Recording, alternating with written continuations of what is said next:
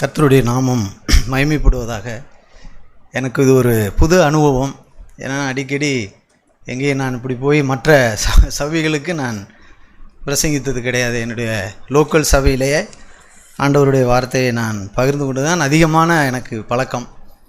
அதனால் இன்றைக்கு புது முறையாக உங்கள் மத்தியில் இருப்பதை குறித்து நான் மகிழ்ச்சி அடைகிறேன். கர்த்தர் இந்த சுவிசேஷத்தை நமக்கு கொடுத்து நம்மை எவ்வளவாய் ஆசீர்வதித்திருக்கிறார் என்பதை அடிக்கடி நான் நினைத்து பார்ப்பேன். இந்த மகிமையான சுவிசேஷத்தை இந்த உலகம் கண்டிராத ஒரு சுவிசேஷத்தை ஆண்டவர் நமக்கு கொடுத்திருக்கிறார். ஏனென்று சொன்னால், நான் பல வருடங்களாக பெந்தகோஸ்தே ஊழியங்களை செய்தவன். முழு நேர ஊழியனாக ஒரு ஊழியத்தை செய்து பல வருடங்கள் அப்படி நடந்திருக்கிறேன். 20 வருடங்களுக்கு முன்பதாக இந்த சுவிசேஷத்தை ஆண்டவர் எனக்கு காட்டினார். எனக்கு காட்டினது இல்லாமல் என்னோடு கூட இருந்த சகோதரர்களுக்கு, முழு சபைக்கும் இந்த சுவிசேஷத்தை அவர் காட்டினார். ஏனென்றால் அதை தான் நான் அதிகமாக ஆண்டவருக்கு நன்றி சொல்லுவேன். ஏனென்றால் ஒரு தனிப்பட்ட நபர் எனக்கு மட்டும் அதை காட்டியிருந்தால், அல்லது யாரோ ஒரு குறிப்பிட்ட பேருக்கு அதை காட்டியிருந்தால், நாங்கள் அங்கே திருத்துறைப்பூண்டியில் ஒரு சபையாய் கூடியிருக்க முடியாது. ஏனென்றால் மிகப்பெரிய காரியங்கள் வித்தியாசமாக போயிருக்கும். ஆனால் அதை நான் அடிக்கடி நினைத்து பார்ப்பேன். ஆண்டவரே, எங்களுடைய முழு சபைக்கும் அந்த சங்கீதம் 133 வாசிக்கிறது போல அந்த தைலம் ஆரோனுடைய சிரசில் ஊற்றப்பட்டு அவன் தாடியின் வழியாய் வழிந்து ஓடுகிறத அந்த வார்த்தையின்படி அந்த அபிஷேகம் அங்கே இருக்கிற மூத்த சகோதரர்கள் மேலே ஊற்றப்பட்டு அவர்கள் மூலமாய் சபைக்கு அது வழிந்தோடி முழு சபையும் இந்த மகிமையான சுவிசேஷத்தை கண்டுகொள்ளும்படிக்கு ஆண்டவர் கண்களை திறந்தார். ஆகையினால் நான் அடிக்கடி இதற்காக நான் ஆண்டவருக்கு நன்றி சொல்லுவேன். நான் நினைத்து பார்ப்பேன், ஆண்டவரே, இப்படிப்பட்ட ஒரு சுவிசேஷம் எங்களுக்கு கிடைக்காவிட்டால் என்னுடைய தனிப்பட்ட வாழ்க்கை, என்னுடைய குடும்ப வாழ்க்கை, என்னுடைய பிள்ளைகளை வளர்க்கக்கூடிய அந்த சம்பவங்கள், ஒரு சரீரமான ஒரு சபை, இப்படிப்பட்ட இந்த சுவிசேஷமே தெரியாமல் போயிருந்திருக்கும். அந்த நாட்களில் ஏதோ அங்கங்கே கிராமங்களுக்கு சென்று நாங்கள் இருக்கிற பகுதியில் எல்லா இடங்களுக்கும் சுவிசேஷத்தை அறிவித்திருக்கிறோம். அப்படி சுவிசேஷத்தை அறிவித்து ஜனங்கள் சபைக்கு வருவார்கள். அவர்களுக்கு சுகமளிக்கிற வார்த்தைகள், அவர்கள் பட்டினி இல்லாமல் பசி இல்லாமல் உங்களை ஆண்டவர் நடத்துவார் அப்படிப்பட்ட ஒரு சுவிசேஷத்தை அவர்களுக்கு சொல்லி அப்படி தான் சபை நடந்து கொண்டிருந்தது.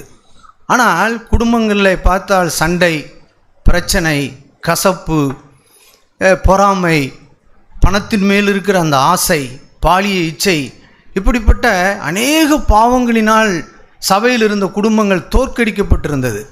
அது மாத்திரமல்ல, நான் சபையில் இருக்கிற எல்லாரை காட்டிலும் அதிகமாய் தோற்கடிக்கப்பட்டிருந்தேன். இந்த சத்தியத்தின் மேன்மை அறியாமல் அப்படி வாழ்ந்து கொண்டிருந்த அந்த காலகட்டத்தில் தான் இந்த மகிமையான சுவிசேஷத்தை ஆண்டவர் எங்களுக்கு கொடுத்தார். ஆகையினால் அந்த நன்றியை ஒரு நாளும் மறக்க முடியாது.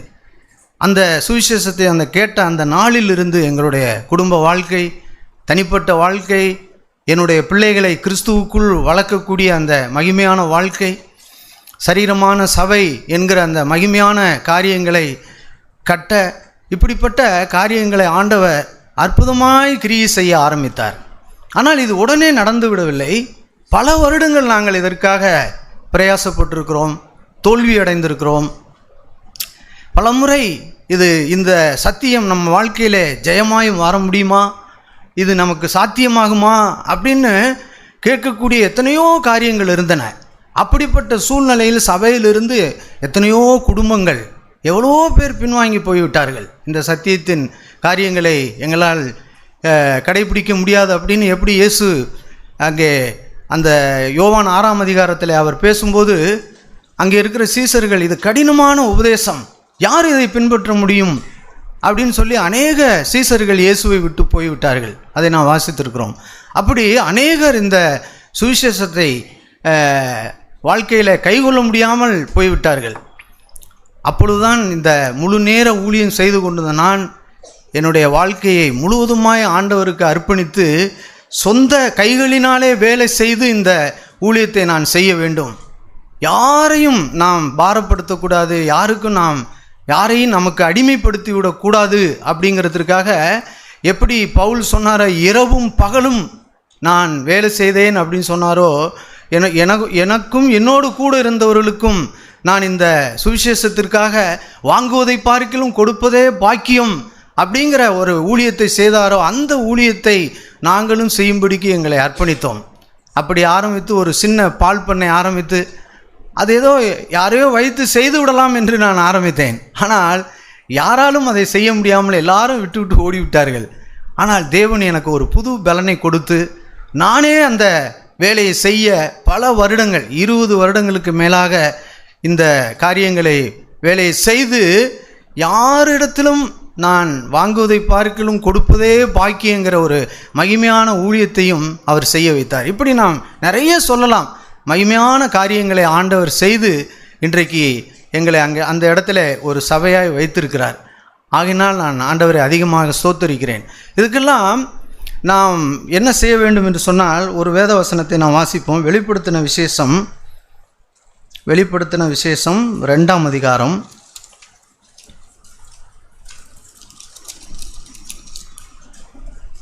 2ஆம் அதிகாரத்தில் 10வது வசனம். யாராவது வாசிக்கிறீங்களா? 10வது வசனம். எவ்வளவும் பயப்படாதே.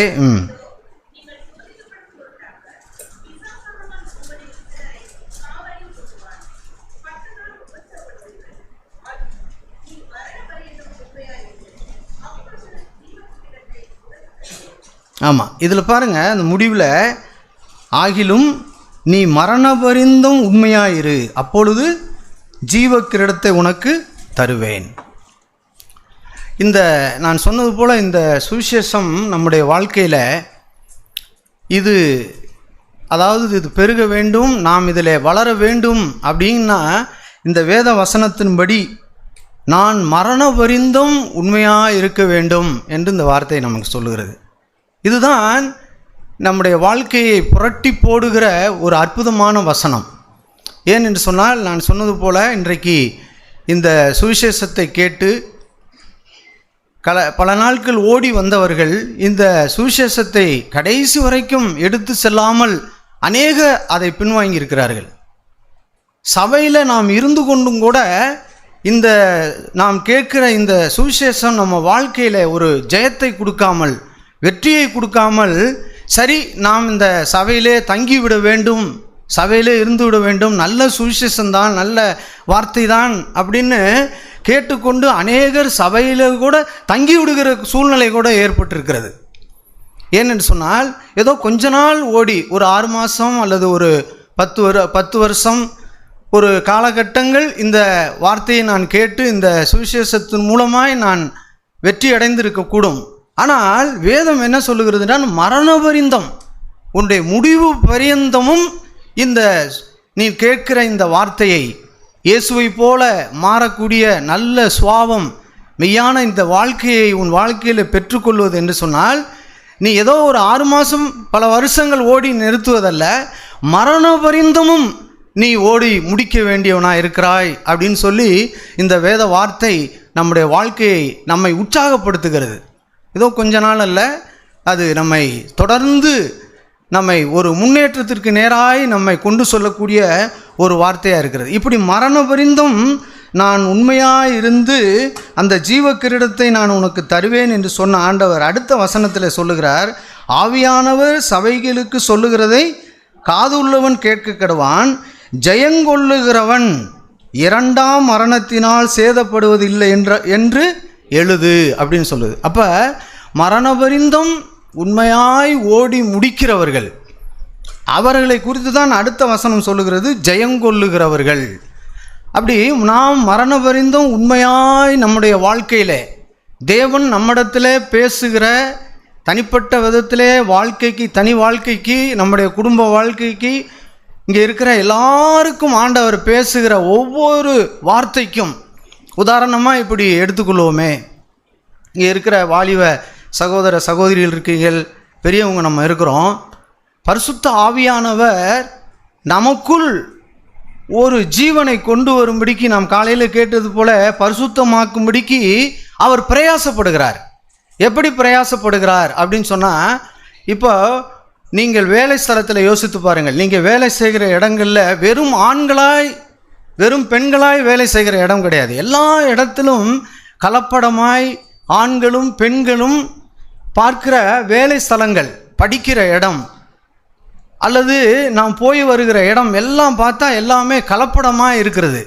அந்த சூழ்நிலையில் ஆவியானவர் இப்பொழுது நீதிமொழிகளை சொல்லுகிறது போல, இந்த சந்துக்கு அடுத்த தெருவில் நீ போக வேண்டாம் அப்படின்னு ஆவியானவர் நமக்கு உணர்த்துகிறார். அல்லது நான் வேலை ஸ்தலத்தில் வேலை பார்க்கிற இடத்துல பரிசுத்த ஆவியானவர் நமக்குள் நீ பேசுகிற ஒரு ஸ்திரீயோடு பேசுகிற விஷயம், அதை நீ நிறுத்தி கொள்ள வேண்டும். அதை பேசுகிற விஷயத்தில் ஜாக்கிரதையாக இருக்க வேண்டும். இதை தொடர்ந்து நீ கண்டினியூ பண்ணால் நீ தோல்விக்கு போய்விடுவாய், அந்த காரியத்தை நீ விழுந்து விடுவாய் என்று ஆவியானவர் நமக்குள்ளே பேசுகிறார். அதுதான் சத்தியம். அப்போ அந்த வார்த்தையை கேட்டு கீழ்ப்படியவும் கூடும், கீழ்ப்படியாமல் இருக்கவும் கூடும். அப்படி கீழ்ப்படுகிறவர்கள் என்ன செய்வாங்கன்னா, மரண பரிந்தம் அவர்கள் உண்மையாய் அவர்கள் ஓட்டத்தை ஓடி முடிக்க முடியும். அப்படி கீழ்ப்படிய கூடாதவர்கள் அவர்கள் பாதியிலேயே கொஞ்சம் தூரத்தில் ஓடி அவர்கள் ஓட்டத்தை முடிக்க முடியும். ஆகையினால் எவ்வளவு ஜாக்கிரதையாய் எவ்வளவு விழிப்பாய் நான் ஒவ்வொரு நாளும் நம்முடைய வாழ்க்கையை செய்ய வேண்டி இருக்கு பாருங்கள். இன்னொரு வசனத்தை உங்களுக்கு காட்டுகிறேன். 1 கொரிந்தியர் 9ஆம் அதிகாரத்தில் நாம் வாசிக்கிறோம்.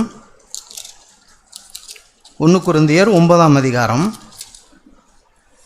24ஆம் வசனம், பக்கம் 235. பந்தய சாலையில் ஓடுகிறவர்கள் எல்லாரும் ஓடுவார்கள், ஆகிலும் ஒருவனே பந்தயத்தை பெறுவான் என்று அறியீர்களா? நீங்கள் பெற்றுக்கொள்ளத்தக்கதாக ஓடுங்கள். பார்த்தீங்களா எவ்வளோ அற்புதமாக இந்த வசனம் எழுதப்பட்டிருக்கு. நிறைய பேர் ஓடுவாங்க, எல்லாரும் ஓடிக்கிட்டு தான் இருப்பாங்க. ஆனால் அதில் ஓடுகிற நீங்கள் பெற்றுக்கொள்ளத்தக்கதாக ஓடுங்கள் அப்படின்னு சொல்கிறாரு. பெற்றுக்கொள்ளத்தக்கதாக நான் தான் பெற்றுக்கொள்ளத்தக்கதாக நான் ஓட வேண்டும். எனக்காக என் மனைவியோ, என் மனைவிக்காக ஒரு புருஷனோ, அல்லது வாலிப பிள்ளைகளுக்காக அப்பாவோ, அல்லது பெற்றோர்களுக்காக பிள்ளைகளோ ஓடுகிறதல்ல. நாம் ஒவ்வொருவரும் கவனமாய் பெற்றுக்கொள்ளத்தக்கதாய் ஓட வேண்டும் என்று சத்தியம் நமக்கு சொல்லுகிறது. இதை நான் யோசிக்கும்போது யோசேப்பை யோசித்து பார்த்தேன். யோசேப்புடைய வாழ்க்கையில் எவ்வளவு அவனுடைய ஓட்டம் மரண பரிந்தம் உண்மையாக இருந்தது என்று நம்ம எல்லாருக்கும் தெரியும், படித்திருப்போம், பலமுறை நாம் இந்த சுவிசேஷத்தை கேட்டிருப்போம். அவனுடைய ஓட்டம், அவன் வீட்டை விட்டு வெளியே வந்த பிற்பாடு வீட்டில் தான் அவர் செல்ல பிள்ளையாக நல்ல பலவர்ணமான அங்கிகளை தரித்து நல்லா இருந்தார். ஆனால் ஒரு நாள் அவர் தன்னுடைய சகோதரர்களை பார்க்கும்படிக்கு வீட்டை விட்டு தகப்பனார் அனுப்பி வைத்தார். அன்றைக்குத்தான் அவனுக்கு சோதனை ஆரம்பித்தது. நாம் அந்த வசனத்தில் வாசிக்கிறது போல, நீ படப்போகிற பாடுகளை குறித்து எவ்வளவேனும் பயப்படாதே. நம்ம கிறிஸ்தவ வாழ்க்கையிலே நாம் முன்னேறி செல்வதற்கு நிறைய பாடுகளையும் நிறைய காரியங்களையும் நாம் சந்திக்க வேண்டும். அதில் நீ என்ன செய்யாத, பயப்படாதே அப்படின்னு சொல்கிறார். அப்போ யோசேப்பு வீட்டில் இருந்த மனிதன் வீட்டை விட்டு புறப்படுகிறான். அப்படி புறப்பட்ட மனிதனை பாருங்கள், அவன் எதற்குமே பயப்படவில்லை. எவ்வளவேனும் பயப்படாமல் அவன் தகப்பனுடைய பேச்சை கேட்டு சொல்லை கேட்டு கீழ்ப்படிந்து போனார். போன உடனே அவர் தூரத்தில் வரும்பொழுதே சகோதரர்கள் அவனை கொன்று விட வேண்டும், சொப்பனக்காரன் வருகிறான், நம்மை விட இவன் உயர்ந்து விடுவான் என்று சொப்பனத்திலே சொன்னானே, இவனை முடித்து விட வேண்டும் என்று திட்டமிட்டார்கள். ஆனால் பாருங்கள், எப்படி 10 நாள் உபத்திரப்படுவீர்கள் அப்படின்னு சொன்னது போல நான் அதை அடிக்கடி யோசிப்பேன். அவன் கிட்டே நெருங்கி வர வர வர அவனை கொலை செய்ய வேண்டும் என்று திட்டம் தீட்டி கொண்டிருக்கிறார்கள். திடீரென்று கர்த்தர் அதில் ஒரு ஆளை எழுப்பி அவனை கொலை செய்ய வேண்டாம், அவனை இந்த குழியிலே தள்ளி விடுவோம் அப்படின்னு குழியிலே தள்ளி விட்டார்கள். யோசித்து பாருங்கள், நம்ம நினைக்கிறோம் உண்மையாய் நான் நடக்கும்போது என் வாழ்க்கையில் வருகிற எத்தனையோ சூழ்நிலை இருக்குது பிரதர், அதை எப்படி என்னால் மேற்கொள்ள முடியும்? ஆகையினால் இந்த நேரத்தில் நான் இந்த பொய்யை சொல்லி தான் ஆக வேண்டும், இந்த நேரத்தில் நான் இப்படி பிரட்டி தான் பேசி ஆக வேண்டும், இப்படி காரியங்களை வித்தியாசமாக பேசினா தான் நான் பிழைக்க முடியும், என்னால் இந்த விஷயத்தில் எப்படி உண்மையாக இருக்க வேண்டும்? ஒருவேளை நான் பொய் சொல்லாமல் உண்மையை சொல்லிவிட்டேன் என்று சொன்னால் நான் பாடுகளை சந்திக்க வேண்டியிருக்கும், சூழ்நிலைகள் எனக்கு வித்தியாசமாய் போக வேண்டியது இருக்கும். என்ன செய்வது? ஆகையினால் நான் அந்த விஷயத்திலே நான் பொய் சொல்லிதான் ஆக வேண்டும் என்று நாம் யோசிப்போம். ஆனால் இங்கே பாருங்கள், இவனை திட்டமிடுகிறார்கள். அந்த திட்டத்தை எல்லாம் நம்முடைய கர்த்தர் தவிடுபடியாக்கினார். அவனை மரணத்துக்கு ஒப்பு கொடுக்கலாம் என்று நினைத்தார்கள். இங்கே இருக்கிற உங்கள் எல்லாருக்கும் எனக்கும் ஆண்டவர் சொல்லுகிறார், நம்ம வாழ்க்கையில் எப்படிப்பட்ட சூழ்நிலைகள் கடந்து போனாலும் சரி, எது நடந்தாலும் சரி, நம்மை ஒன்றுமில்லாமல் ஆக்க சத்துருவோ மனுஷர்களோ யார் என்ன நினைத்தாலும் சரி, ஆனால் நம்முடைய கர்த்தர் நம் நடுவிலே இருக்கிறார். நம் நடுவிலே அவர் இருக்கிறார். அதான் சொன்னார் யோவான், உங்கள் நடுவிலே ஒருவர் இருக்கிறார் அப்படின்னு சொன்னார். சபையின் நடுவிலே அவர் இருக்கிறார், குடும்பத்தின் நடுவிலே அவர் இருக்கிறார், வேலை ஸ்தலத்திலே நாம் வேலை பார்க்கிற இடத்திலே அவர் இருக்கிறார். நம்முடைய வாழ்க்கையை கட்டும்படிக்கு அவர் நம் பக்கத்திலே இருக்கிறார். அதை நாம் உணர வேண்டும், அதை நாம் அறிய வேண்டும். அருமையான சகோதரனே சகோதரிகளே, அதை மட்டும் நாம் உணர்ந்து விட்டோம் என்று சொன்னால் நம்முடைய வாழ்க்கையினுடைய அந்த தாற்பயம், கிறிஸ்துவுக்காக நம்முடைய வாழ்க்கையை அவருக்கென்று ஊற்றிவிடக்கூடிய அற்புதமான செயல்களை தேவன் நமக்குள்ளே செய்வார். நான் அதை பார்த்திருக்கிறேன்.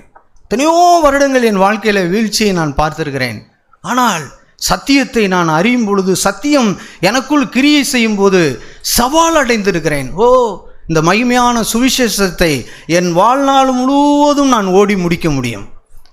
என்னை தடை செய்கிறவர் இந்த உலகத்தில் யாராலும் முடியாது, யாராலும் தடுத்து நிறுத்த முடியாது அப்படின்னு இப்படிப்பட்ட தேவ மனிதர்களுடைய வாழ்க்கையில் நடந்த சம்பவங்களை தியானித்து பார்த்து உள்ளத்திலே பரவசம் அடைந்திருக்கிறேன். அவனை கொல்ல முடியவில்லை, அவனை குழியிலே தூக்கி போட்டார்கள். யோசித்து பாருங்கள், அந்த குழியிலே, தண்ணி இல்லாத குழியிலே கிடந்தால் எத்தனை நாள் அவன் உயிரோடு இருக்க முடியும்? அவன் செத்துதான் போவான். ஆனால் அதிலையும் தேவன், அது நம்முடைய பிரதர் மூத்த சகோதரர் ஒரு முறை பேசும்போது நான் கவனித்தேன் சமீபத்தில், இந்த 15 நிமிடம் செய்தியில், அந்த குழியிலிருந்து அவனை தூக்கி வெளியே கொண்டுவதற்காக அந்த இஸ்மவேலர்கள் நடந்து அந்த ஒட்டகத்தில் அவர்கள் வருகிறதை தேவன் அவர்களை தாமதித்தாராம். அந்த நேரம் வரும் வரைக்கும் அவர்கள் தாமதமாய் வந்து இந்த யோசேப்பை பணம் கொடுத்து அவர்கள் வாங்கி கொண்டு போனார்கள். இப்படி அவனுடைய வாழ்க்கையை பாருங்கள். கடைசியாக கொண்டு போய் அந்த பார்வோனுடைய அரண்மனையில் அவனை விட்டார்கள்.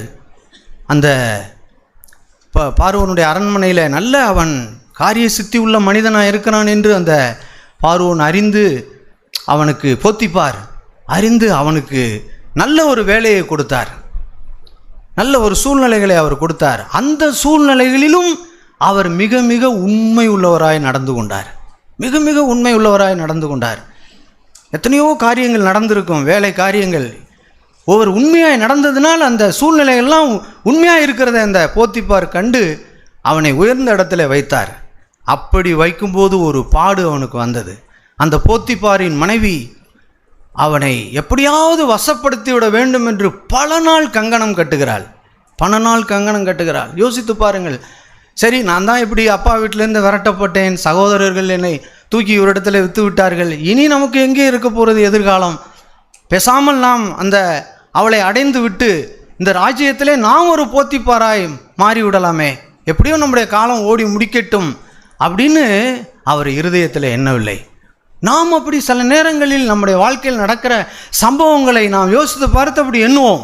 இப்படியெல்லாம் நாம் இந்த காரியங்களில் இது நமக்கு சரியில்லை, ரைட், நம்ம ஒரு பொய் கையெழுத்து போடுவோம், நம்ம ஒரு பொய் சொல்லுவோம், நம்ம ஒரு காரியங்களை செய்வோம். இன்றைக்கு அப்படி தான் எத்தனையோ இடங்களில் நடந்து கொண்டிருக்கிறது. போட்டால் நமக்கு பணம் எவ்வளோ கிடைத்து விடும், இந்த காரியங்களை எப்படி நாம் சரி செய்து விடலாம் அப்படின்னு யார் பார்க்க முடியும்? சபையில் இருக்கிறோம் நம்ம எல்லாரும், சபை முடிந்த உடனே எல்லாரும் அங்கங்கே தனியாய் போய் விடுகிறோம், நம்மிடத்தில் யாரும் நம்மை பார்க்க முடியவில்லை. ஒருவேளை நம்முடைய மனைவி கூட நான் செய்கிற தவறுகளை அறிய முடியாமல் நாம் தனியாய் வேலை ஸ்தலத்தில் இருக்கலாம், எத்தனையோ சூழ்நிலைகளை மாறி மாறி இருக்கலாம். அங்கே வேதம் சொல்லுகிறது, யோசேப்போடு கர்த்தர் இருந்தார். என்ன அற்புதமான வார்த்தை பாருங்கள், யோசேப்போடு கர்த்தர் இருந்தார். அதை அவன் அறிந்தான், என்னோடு கூட கர்த்தர் இருக்கிறார். நம்மில் அநேகருக்கு அப்படிப்பட்ட உணர்வு இருக்கிறதா என்று யோசித்து பாருங்கள். எந்த இடத்துல நான் தவறுகிற இடத்துல நான் தவறக்கூடாது, என்னோடு கர்த்தர் இருக்கிறார். நாம் கேட்டிருக்கிறோம், கர்த்தரின் வலது பார்சத்தில் இருக்கிறபடினா நான் அசைக்கப்படுவதில்லை, கர்த்தர் என்னோடு இருக்கிறார் அப்படிங்கிற உணர்வு நமக்கு இருக்கிறதா என்று பாருங்கள். யோசேப்புக்கு அந்த உணர்வு இருந்தது, கர்த்தர் என்னோடு இருக்கிறார். அதை ஒரு தேவ மனிதன் சொல்லும்போது நான் கேட்டிருக்கிறேன். அந்த போத்திப்பார் மனைவி அந்த அந்த அந்த அறைக்குள்ளே நிறைய விக்கிரகங்கள் வைத்திருப்பாளாம். விக்கிரகங்களை வைத்து வணங்குகிறவர்கள் பார்வோன் காரியர்கள். அந்த விக்கிரகங்களை எல்லாம் துணி போட்டு மூடி விட்டாலாம். துணியை போட்டு மூடிவிட்டு, இப்போ நான் செய்ய போகிற தவறை இந்த விக்கிரகம் பார்க்கக்கூடாது அப்படின்னு திரையிட்டு எல்லாவற்றையும் மூடிவிட்டாள். யோசேப்பு அங்கே இருக்கிறார், சவால் நிறைந்த மனிதன். அங்கே கர்த்தர் யோசேப்போடு இருக்கிறார், அவர் அங்கே இருக்கிறார். ஏய், நீ விக்கிரகத்தை அதுக்கு பார்க்கவும் முடியாது, பேசவும் முடியாது, அதுக்கு நீ துணியை போட்டு மூடி இருக்கிற. என்னோடு இருக்கிற கர்த்தர், அவர் பேசக்கூடியவர், அவர் உணர்வு அடையக்கூடியவர், அவர் எல்லாவற்றையும் பார்க்கக்கூடியவர்.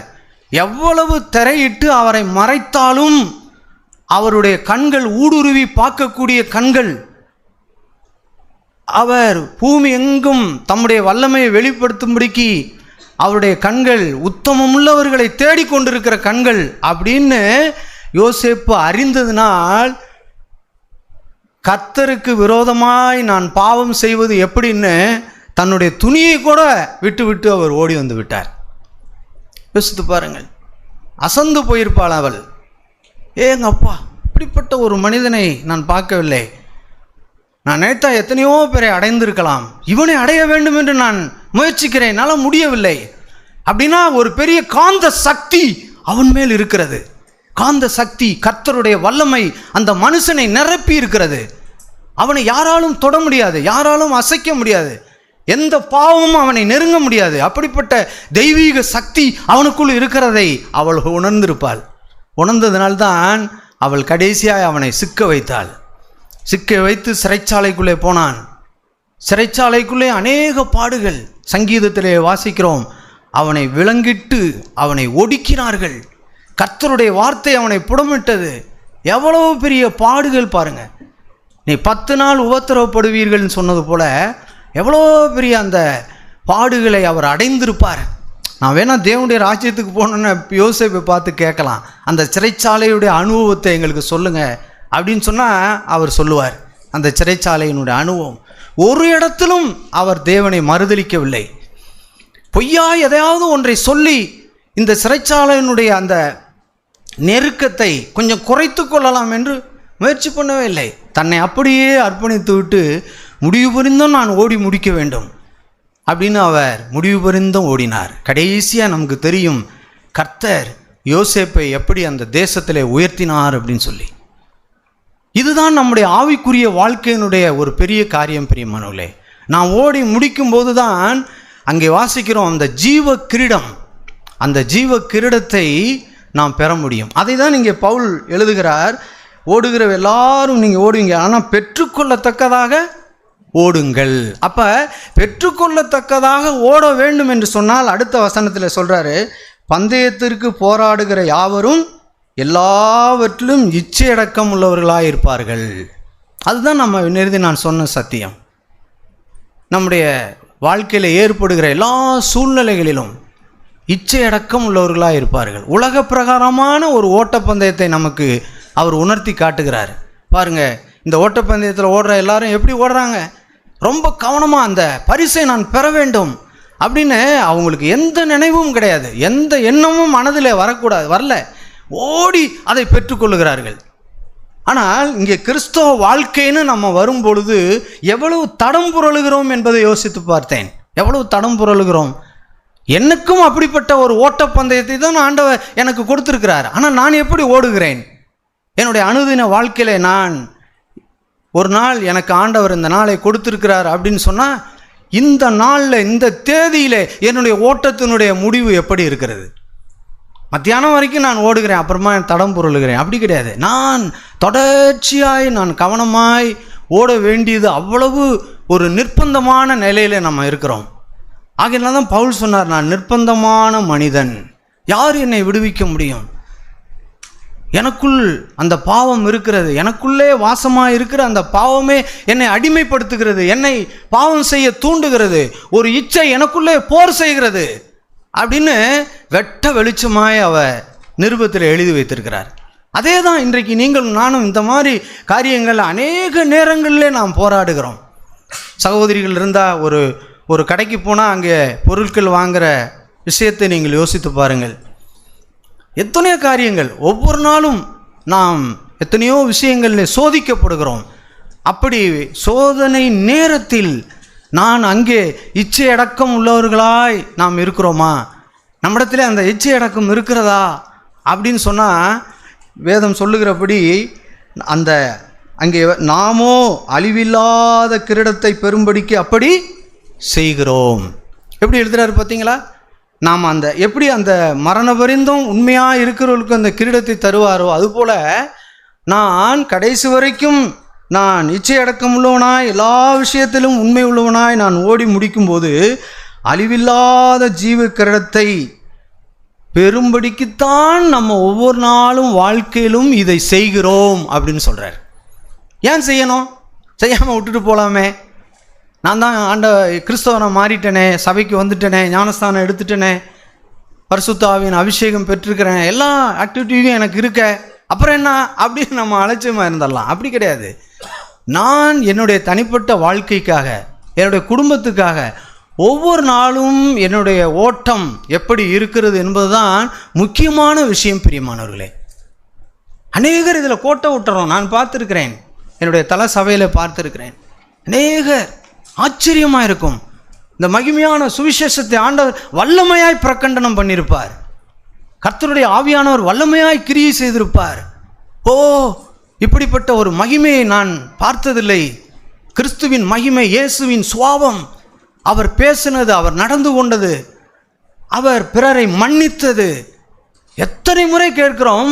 ஆனால் திடீரென்று ஒரு நம்பிக்கை அறிக்கை செய்ய வரும்போது சொல்லுவாங்க, நான் என்னால் மன்னிக்கவே முடியலை, நான் பிரயாசப்படுகிறேன்னு சொல்லுவாங்க. நான் ஆச்சரியப்பட்டிருக்கிறேன். இப்படிப்பட்ட சுவிசேஷத்தை பல வருடங்களாய் கேட்டுக்கொள்ளுகிறவர்களுக்கு இன்னும் மன்னிக்க முடியவில்லையா? இன்னும் மாமியார் மருமகளை, மருமகள் மாமியாரை, கணவன் மனைவிக்குள்ள மன்னிக்க முடியாத கசப்புகள், வெறுப்புகள், நம்முடைய மனநிலையில் அவங்க மேலே இருக்கிற அந்த ஆக்டிவிட்டி, அந்த காரியங்கள் எப்படி இருக்குன்னு யோசித்து பாருங்கள். அதை பார்த்துட்டு பயங்கரமான தோல்வி. அது நமக்கு தெரியவில்லை. நம்முடைய நம்ம பாய விட்டு பேசியிருக்க மாட்டோம். யாரும் புருஷன் மனைவி அடிக்க மாட்டாங்க. இந்த சபையில் இருக்கிறவங்க அப்படி தெரியல, அடிக்கிறது மாதிரி ஒருவேளை இருக்கலாம்.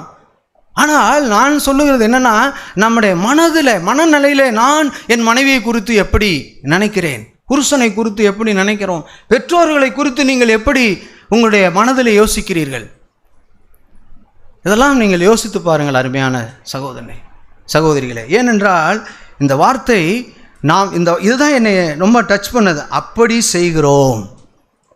நான் செய்ய வேண்டும், நான் தான் பெற்றுக்கொள்ளத்தக்கதாய் ஓட வேண்டும், எனக்கு பக்கபலமாய் ஆவியானவர் எனக்கு உதவி செய்கிறார். ஸ்தேவானுக்கு ஆவியானவர் உதவி செய்தார். ஸ்தேவான் ஒரு பந்தி விசாரிப்புக்காரனாக தானே வந்தான். மற்றவர்களுக்கு சோறு போடுகிற விஷயம் கொஞ்சம் தாறுமாறாக இருக்குது அப்படின்னு அப்போஸ்தலர்கள் பார்த்து ஒரு 7 பேரை நியமிக்கிறார்கள். அந்த விஷயத்தில் நீங்கள் கவனித்து பாருங்கள். அந்த வார்த்தையை நீங்கள் படிப்பீர்கள் என்று அங்கே என்ன எழுதியிருக்குன்னா, பரிசுத்த ஆவியினால் பெற்றவர்களும் பரிசுத்த ஆவியினால் நிறைந்தவனுமாகிய ஸ்தேவான் என்று எழுதியிருக்கிறது. பரிசுத்த ஆவியினால் நிறைந்தவனுமாகிய ஸ்தேவான். அந்த ஸ்தேவான் என்ன செய்கிறார் தெரியுமா? கடைசியாய் அவர் எல்லா வேதத்தில் இருக்கிற ஆதியாகமத்திலிருந்து அந்த விஷயத்தை 2 அதிகாரத்தில் அவர் பிரசங்கித்து முடித்த உடனே அவருக்கு துன்பம் நேரிடுகிறது. அவரை கல்லெறிந்து கொள்ளலாம் என்று எல்லாரும் திட்டமிட்டு அப்படியே மூர்க்க வெறி கொண்டு கல்லை வீசுகிறார்கள் ஸ்தேவான் மேலே. யோசித்து பாருங்கள். அந்த ஸ்தேவான் என்ன தெரியுமா சொன்னார்? அவர் வானத்தை அண்ணாந்து பார்த்தார் என்று எழுதியிருக்கிறது. அவருக்கு தெரியும், எனக்கு மேல் ஒரு அதிகாரம் இருக்கிறது, கர்த்தர் இருக்கிறார், அவரை தாண்டி எதுவும் என் வாழ்க்கையில் நடக்கப் போகிறது இல்லை, ஏதோ காரியம் அவரிடத்திலிருந்து வந்திருக்கிறது அப்படின்னு நான் இப்போ என்ன செய்ய வேண்டும் என்று அவர் வானத்தை அண்ணாந்து பார்த்த பொழுது அங்கே இயேசுவானவர் அங்கே நிற்கிறதை அவர் பார்த்தார். அந்த வசனத்தினுடைய முடிவில் எழுதியிருக்கிறது, அவர் ஆண்டவரே, இயேசு சொன்னது போல இவர்கள் அறியாமல் செய்கிறார்கள், இவர்களை மன்னியும் அப்படின்னு ஒரு இருதயத்தின் ஆழத்திலிருந்து அனைவரையும் மன்னிக்கிறார். அற்புதமான ஒரு வார்த்தை, அற்புதமான ஒரு வாழ்க்கை ஸ்தேவானிடத்தில் நம்ம பார்க்கலாம். அந்த ஸ்தேவான் என்ன சொல்கிறார் பாருங்க. அப்போஸ்தலர் நடபடிகள் 7ஆம் அதிகாரத்தில் நாம் வாசிக்கிறோம்.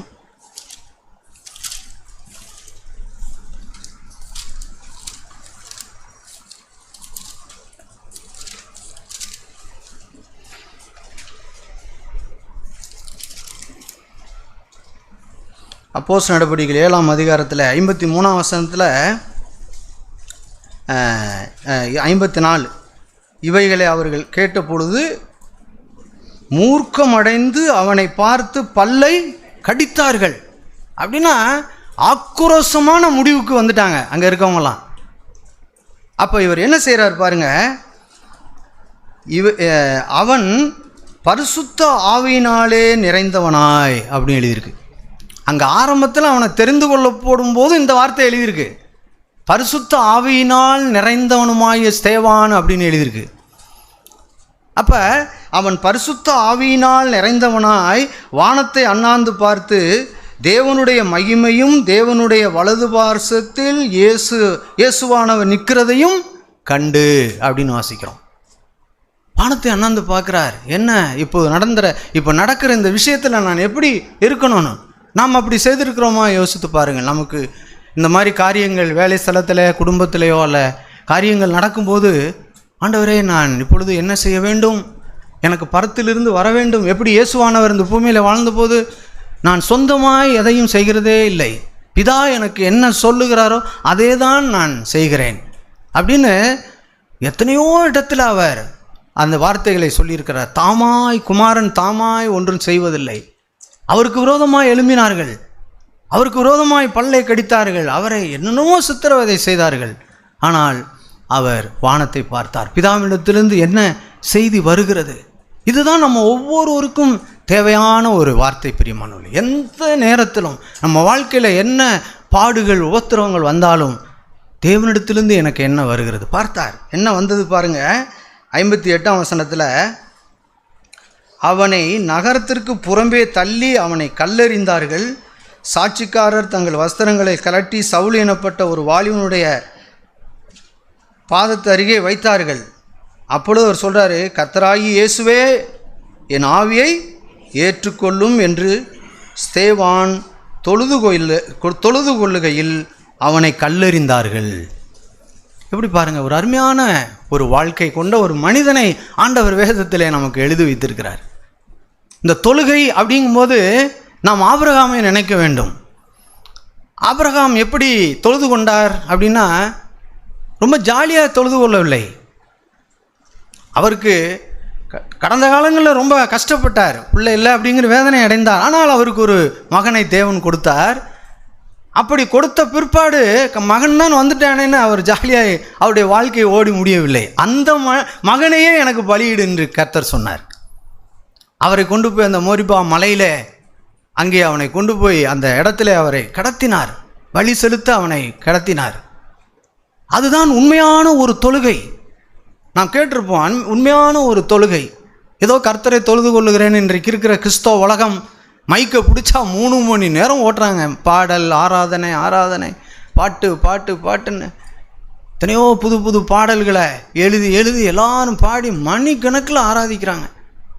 கடைசியாக ஜனங்க அப்படியே அதில் மயங்கி அப்பா இன்னைக்கு அற்புதமாய் கர்த்தர் எங்களை சந்திச்சார் ஆய்வுன்னு சொல்லிட்டு வீட்டில் போய் அவங்களுடைய வாழ்க்கையை பார்க்கும்போது மிக மிக வித்தியாசமாக இருக்குது. எங்கள் லோக்கலில் நான் இருக்கிற எத்தனையோ சபைகள் அங்கே இருக்கிறது, நான் அதை கேள்விப்பட்டிருக்கிறேன். நானே போய் இன்னொரு சபையில் இருக்கிற குடும்பங்களுக்கு கூப்பிட்டு இவர்களுக்கு புத்தி சொல்லுங்கள் என்று சொல்லியிருக்கிறார்கள். ஆனால் அங்கே 3 மணி நேரம் மைக்கை பிடிச்சி பயங்கரமாக அதை கேட்டால் இதான் தொழுகை அப்படின்னு சொல்கிறாங்க. இதான் தொழுகை, நாங்கள் கர்த்தரை தொழுது கொண்டோம், பாடல் மூலமாய் தொழுது கொண்டோம் அப்படின்னு தன்னுடைய ஆத்தும வல்லமையை, சோல் பவரை அவர்கள் அப்படியே உசுப்பி விட்டு எல்லா ஜனங்களையும் எப்படி அந்த ஜனங்களை டக்குன்னு அடிக்கும்போது எல்லாம் அப்படியே ஆன்னு ஆடுவாங்கள்ல, அது போலவே இன்றைக்கு போலியான கிறிஸ்தவம் எங்கே பார்த்தாலும் வந்துட்டு பிரியமானவர்களே. ஆனால் நமக்கு கிடைத்த சுவிசேஷம் அப்படி அல்ல. ஆகையினால்தான் உயிரை கொண்டு சத்தியத்தை கர்த்தர் உங்களிடத்தில் பல தேவ மனிதர்கள் மூலமாய் நம்மோடு பேசுகிறார். அதை நம்ம அல்ல தட்டக்கூடாது. உண்மையாகவே ஆண்டவரே, இந்த வாழ்க்கை எனக்கு உரியது, வேதத்தில் எப்படிப்பட்ட சம்பவங்களை எனக்காக எழுதி வைத்திருக்கீங்க.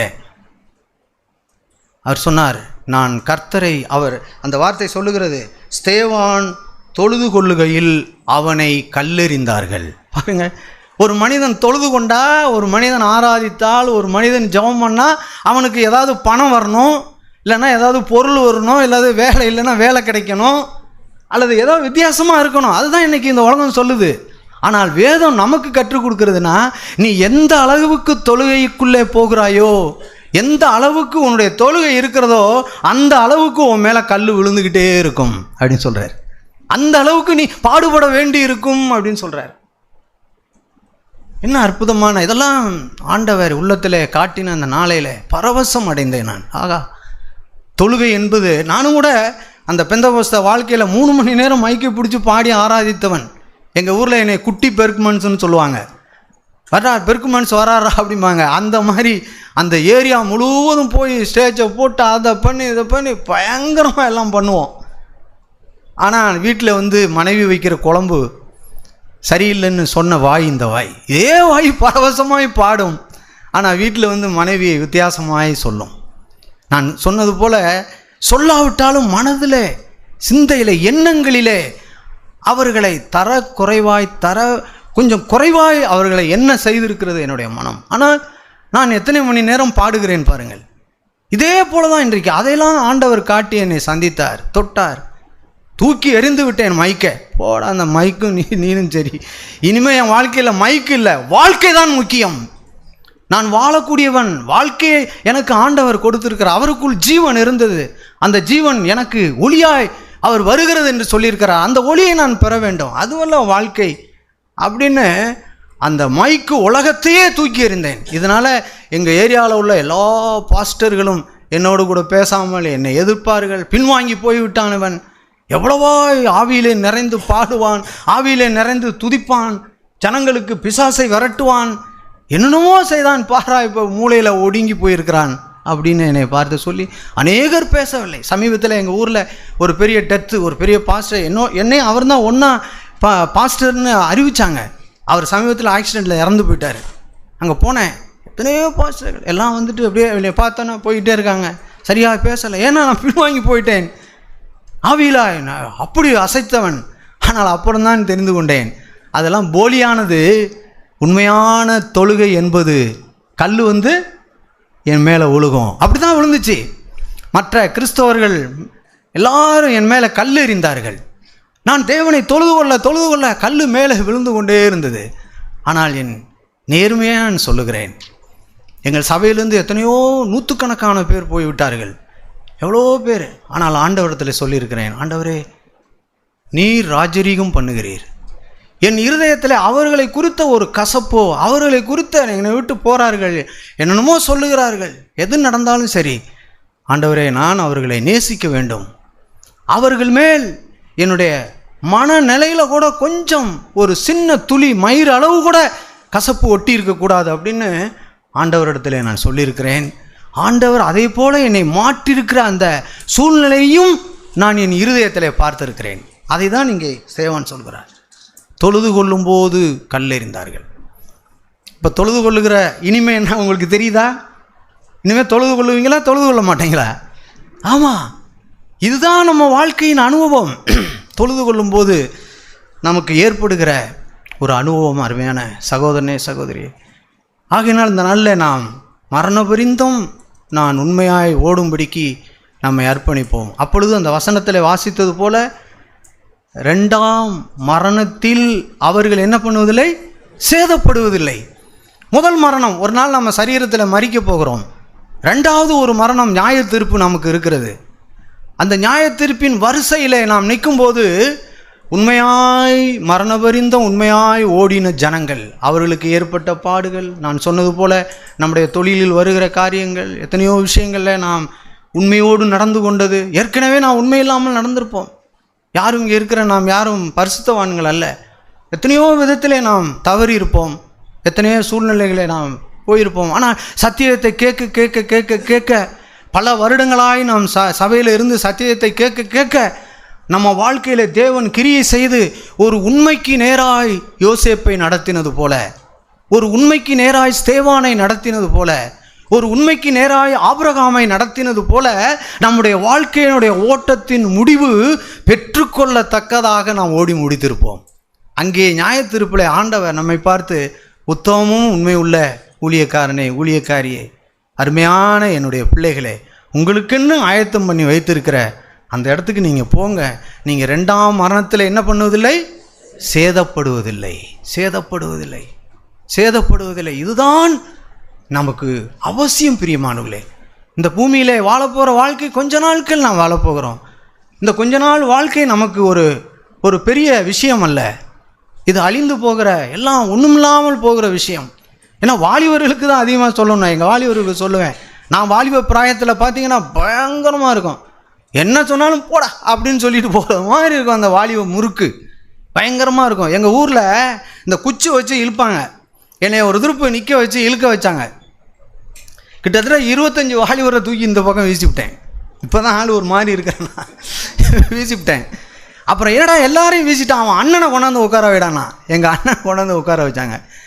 எனக்கு அந்த ஐடியா தெரியும் எப்படி இழுக்கிறதுன்னு. உக்காந்த வினாடியிலே தூக்கி போட்டேன். அந்த ஐயோ இவனை யாரும் மேற்கொள்ள முடியாதப்பா. அது என்னென்னா அந்த வாலிபத்தில் இருக்கிற பவர். அந்த வாலிப பவர் தான் இன்னைக்கு அநேக நேரம் இந்த மெய்யான சுவிசேஷத்தை உங்கள் வாழ்க்கையில் அனுபவிக்க முடியாமல் உங்கள் கண்ணை மறைக்கிறது. உங்களை தாழ்த்துங்கள். ஆண்டவரே, நான் ஒன்றுமில்லை, நான் ஒரு அப்ரோஜனமான மனிதன், அப்ரோஜனமான மனுஷி, ஒன்றுமில்லை, ஏதோ நான் ஜீவனோடு இருக்கிறேன். எங்கள் அப்பா அம்மா அவர்கள் கஷ்டப்பட்டு சம்பாதித்து என்னை படிக்க வைத்து ஆளாக்கி இன்றைக்கு சபையில் வைத்திருக்கிறார்கள். நான் என்னை உயர்த்தி கொள்வதற்கு எதுவும் கிடையாது, எதுவும் கிடையாது ஆண்டவரே. நான் ஒரு சாதாரண மனிதன், என்னை தாழ்த்துகிறேன் அப்படின்னு ஒவ்வொரு வாலிபர்களும் தினம் சொல்ல வேண்டிய ஒரு ஜெபம் இது. ஆண்டவரே, என் முகத்தை புழுதியில வைக்கிறேன். ஏனென்றால் எனக்குள்ளே இருக்கிற அந்த வாலிப திமிர், அந்த வாலிப பவர் என்னை எதையாவது ஒன்று செய்ய வைத்து என் கண்களை மறைத்து விடும், என்னை வித்தியாசமாக நடத்திவிடும். ஆனால் நீர் என்னை நடத்தும், எனக்குள் வாரும், என்னை தாழ்த்துகிறேன் அப்படின்னு உங்கள் வாயை விட்டு ஒவ்வொரு நாளும் நீங்கள் தேவனிடத்தில் சொல்ல வேண்டும். ஏனென்றால் இன்றைக்கு இருக்கிற உலகம் அவ்வளவு மோசமான உலகம். எந்த நேரத்திலையும் ஒரு காற்றை போல நம்முடைய வாழ்க்கையை சீரழிக்கக்கூடிய பொல்லாத உலகத்தில் நீங்களும் நானும் வாழ்ந்து கொண்டிருக்கிறோம். அப்படிப்பட்ட உலகத்தில் வாழ்கிற நாம் பரிசுத்த ஆவியினால் நிறைந்தவனாய், அதுதான் நம்ம வாழ்க்கையை தொடணும். என்னை தொட்டது தான், என்னை தொட்டது பரிசுத்த ஆவியினால் நிறைந்து ஒரு மனிதன், ஒரு மனுஷி இருப்பார்கள் என்று சொன்னால் அவர்கள் எந்த நேரத்திலும் யாரையும் மன்னிப்பார்கள், யார் மேலும் இரக்கமாய் இருப்பார்கள். அவர்கள் உள்ளத்திலிருந்து ஜீவனுள்ள நதிகள் ஆறுகளாய் புறப்பட்டு போகும். அவர்கள் எப்பொழுதும் மற்றவர்களை ஆசீர்வதிக்கிறவர்களாக இருப்பார்கள். ஆகையினால் இந்த நாளில் நாம் ஆண்டவருக்கு நம்மை ஒப்பு கொடுப்போம். ஆண்டவரே, என்னால் எதுவுமே முடியாது என்று நான் என்னை யோசேப்பை போல நான் அர்ப்பணித்து விடுகிறேன், என் வாழ்க்கையில் என்ன நேர்ந்தாலும் அப்படின்னு நம்ம ஒவ்வொருத்தரும் நம்மை ஆண்டவருக்கு ஒப்பு கொடுப்போம். வரப்போகிற நாட்களில் நம்முடைய வாழ்க்கை அற்புதமாக இருக்கும், ஆச்சரியமாக இருக்கும். அது எங்கேயும் வெளியில் அல்ல, அது நம்முடைய இருதயத்துக்குள்ளேயே அனுபவிக்க வேண்டிய ஒரு அற்புதமான ஜீவ வாழ்க்கை. பிரியமானவர்களே, இளைப்பாறுதல், சமாதானம், ஒரு அற்புதமான ஜீவனை. எப்படி இயேசு இந்த பூமியில் 33 வருஷம் வாழ்ந்த பொழுது சமாதான புருஷராய் கடைசியாக சொன்னார், என் சமாதானத்தையே உங்களுக்கு நான் தருகிறேன், உலகம் கொடுக்குற பிரகாரமாக அல்ல. ஆனால் அவருடைய வாழ்க்கையை நீங்கள் அந்த 4 சுவிசேஷத்திலே நீங்கள் தியானித்து பாருங்கள். நம்ம கூட இப்போ சொகுசாக இருக்கோம், சில விஷயத்தில் எல்லாம் தாராளமாக இருக்கும். ஆனால் இயேசுவுக்கு அப்படி இல்லை. பிரியமானவர்களே, ஒரு இடத்துல சொல்லப்பட்டிருக்கிறது, இயேசு அவருடைய சீசர்கள் பசியாக இருந்தார்கள் என்று எழுதியிருக்கிறது. கடந்த சில மாதங்களுக்கு முன்னாடி அந்த வசனம் என்னை தொட்டு அசைத்தது. அவர் பசியாக இருந்தார்கள். யோசித்து பார்த்தேன், எவ்வளோ பெரிய இயேசு 5 அப்பம் 5000 பேருக்கு கொடுத்தவர் ஏன் சீசர்களை பசியோடு, இவரும் பசியோடு ஏன் போக வேண்டும்? அப்படியே ஒரு இடத்துல உட்காந்து கூட்டஞ்சோற மாதிரி உட்காந்து ஏதோ ஒரு ஜபத்தை பண்ணி எல்லாருக்கும் 2 அப்பத்தை கொடுத்துருக்கலாமே. ஏன் அவர் பசியாக இருந்தார் அப்படின்னா, நான் எப்படி இந்த பூமியில் வாழ்ந்துங்கிறத சொல்லும்படிக்கு தான் பிரியமானவர்களே. நம்ம எத்தனையோ நேரம் எவ்வளோ நல்ல அற்புதமான சாப்பாட்டெல்லாம் நம்ம சாப்பிடுகிறோம். அப்போ நினச்சி பார்க்கணும், ஆண்டவரே நீங்கள் இந்த பூமியில் வாழ்ந்தபோது எப்படி வாழ்ந்தீங்க, இப்படி ஒவ்வொருடைய குண அதிசயங்களையும் நாம் இயேசுவின் இடத்துல பார்க்கும்போது உண்மையாய் நம்ம மோங்குப்புற விழ வேண்டியதாக இருக்குது. மோங்குப்புற, ஆமாண்டவரே நன்றிப்பா நன்றி. ஒரு நாளும் என்னுடைய பசிக்காக நான் என் மனைவியின் இடத்துல சண்டை போட மாட்டேன். ஒரு நாளும் ஹோட்டலில் போய் உட்காரும்போது தாமதமாய் சாப்பாடு வரும்போது என்ன செய்ய மாட்டேன். சில இடத்துல பார்த்துருக்கேன், சாப்பாடு என்ன உட்காந்துருக்கோம், மணி கணக்கில் உட்காந்துருக்கோம், தோசையும் காணோம், ஆர்டர் பண்ணோம், காணாம் போனோம் அப்படின்னு உட்காந்துருப்போம். அப்போ தான் இந்த வசனம் உங்களுக்கு ஓடணும். இடையில யார் பசியாக இருந்தது? சீசர்கள் பசியாக இருந்தால் இயேசுவை என்ன இருந்திருப்பார்? பசியாக இருந்தேன். அப்பா அவரே பசியாக, கொஞ்ச நேரம் பசியில் இருப்போம், வரட்டும். நான் ஒரு முறை அப்படி அந்த ஹோட்டல் ஊழியக்காரரே அந்த எஜமான இடத்துல குறை சொல்லி விட்டு வந்திருக்கேன் பல வருடங்களுக்கு முன்னாடி. அப்போ நான் அதை எத்தனையோ வருடம் கழிச்சு நினச்சி பார்த்தேன். ஐயோ, அவனை குறை சொல்லி அந்த வேலைக்காரனை கூப்பிட்டு அந்த முதலாளி திட்டுறாரு. எப்படிப்பட்ட சுபாவம் உடையவர்கள், எவ்வளவு எதிர்பார்க்கிறோம், எவ்வளவு நமக்கு எல்லாம் சரியாக கரெக்டாக நடக்கணும் அப்படின்னு நம்ம எதிர்பார்ப்பு இருக்குது பாருங்க. இப்போ ஆண்டவர் தூக்கி என்னை போட்டு உடைக்கிறார். என்னை எத்தனையோ விதத்தில் உடைச்சி இந்த சுவிசேஷத்தை அவர் காமிக்கிறார். ஆமாம் ஆண்டவரே நன்றி, நான் மரிப்பதற்கு முன்னாடி இந்த சுவிசேஷம் எனக்கு கிடைத்ததற்காக நன்றி ஆண்டவரே என்று சொல்லி என்னுடைய வாழ்க்கை ஆண்டவருக்கு அர்ப்பணித்து இப்படி சொன்னதுனால நான் ஏதோ ரொம்ப பூரணமானாய் உங்களிடத்துல சொல்லவில்லை. என் வாழ்க்கையில் கண்ட கொஞ்சத்தை நான் உங்களுக்கு சொல்லுகிறேன். இன்னும் நான் ஓடிக்கொண்டே இருக்கிறேன், பெற்றுக்கொள்ளத்தக்கதாக ஓடுகிறேன். இன்னும் எனக்கென்று வைத்திருக்கிற அந்த ஜீவக்கிரீடம் என்னுடைய கண் பார்வையிலே தொலைவில் இருக்கிறது. நான் எப்படியாவது அதை அடைந்து விடுவேன் என்று சொன்னார். அங்கே பவுல் கீழே ஒரு வசனம் சொல்ல வந்துட்டேன், நிச்சயம் இல்லாதவனாக ஓடேன் அப்படிம்பார். நான் ஓடுறேன், நிச்சயம் இல்லாதவனாக ஓடேன். அது மாதிரி இங்கே இருக்கிற எல்லாரும் நம்ம ஓடுவோம், நிச்சயம் உள்ளவர்களாக ஓடுவோம். அந்த ஜீவக்கிரீடத்தை ஒரு நாள் நாம் பெறுவோம். ஆமென்.